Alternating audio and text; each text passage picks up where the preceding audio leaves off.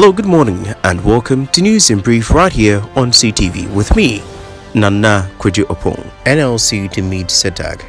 The National Labour Commission (NLC) is expected to meet with the leadership of the Colleges of Education Teachers Association of Ghana (SETAG) over the latest strike. SETAG has been on strike since August 1, following the government's failure to implement the agreed terms of their conditions of service. Despite the conditions' repeated calls for the group to suspend the strike, the association remains steadfast in its decision. SETAG insists that its members would only return to work if the government shows commitment to their demands. Ghanaians must partner government.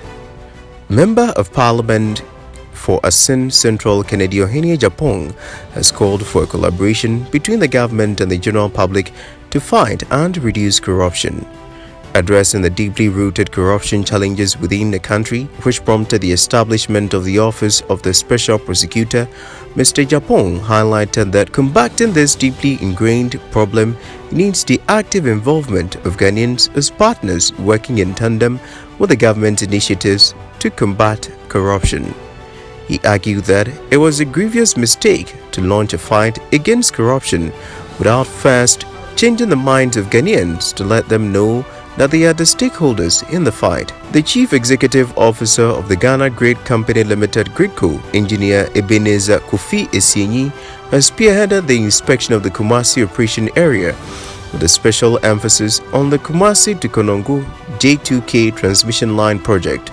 The project is currently undergoing a transformative reconstruction, evolving from a 24-kilometer, 161-kilovolt single-circuit line to a robust double-circuit line with an anticipated completion date set for January 2024. Commencing at the Kumasi K13 substation, the inspection journey was marked by briefings from the engineering department, which enlightened the chief executive on the intricate details of the double-circuit terminations for both the J2K and the AW1K lines at the station.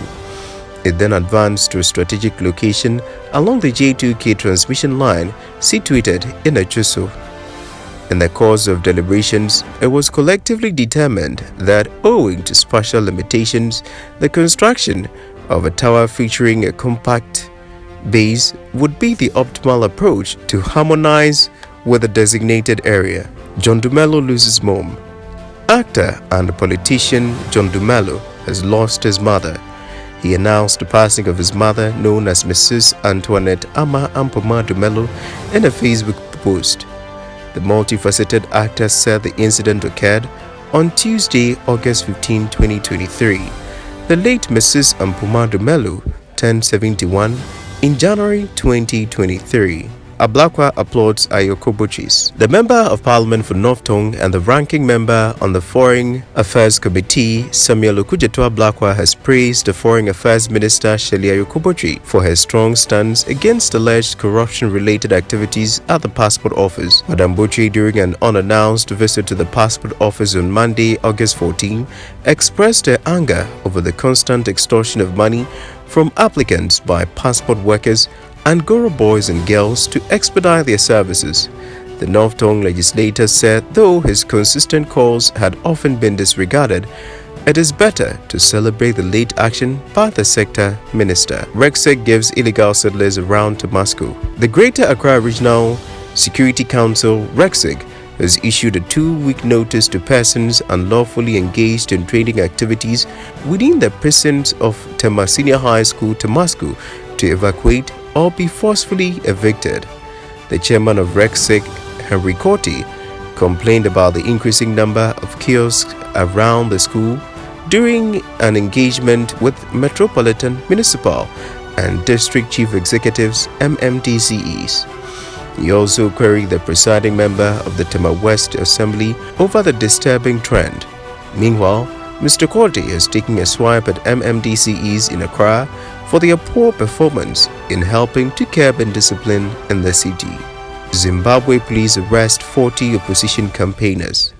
Police in Zimbabwe have arrested 40 members of an opposition coalition which were campaigning ahead of elections next week. They were detained in the Glenview suburb of the capital, Harare, on Tuesday. Citizens Coalition for Change (CCC's) spokesperson Fajai Maher said that Gladmore Hakata, the party's Glenview South NP candidate, was among those arrested. A police statement shared on social media said the CCC had engaged in activities not mentioned in their notification for a rally in the suburb. They held a vehicle procession, obstructed traffic, and chanted party slogans on the streets, prompting a police response after a resident reported the matter. Police said last month the opposition called on the Zimbabwe Electoral Commission to take action against the use of the police to disrupt their rallies. Ukrainian prisoners of war. Former Ukrainian captives say they were subjected to torture, including frequent beatings and electric shocks, while in custody at a detention facility in southwestern Russia, in what would be serious violations of international humanitarian law.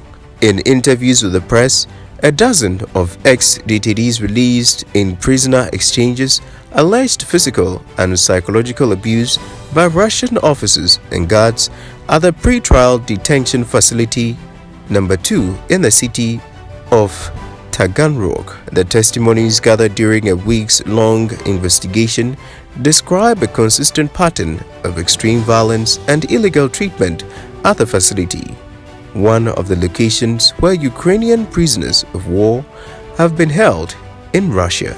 And this is how we draw the curtain on News in Brief right here on CTV. Do enjoy the rest of our programs.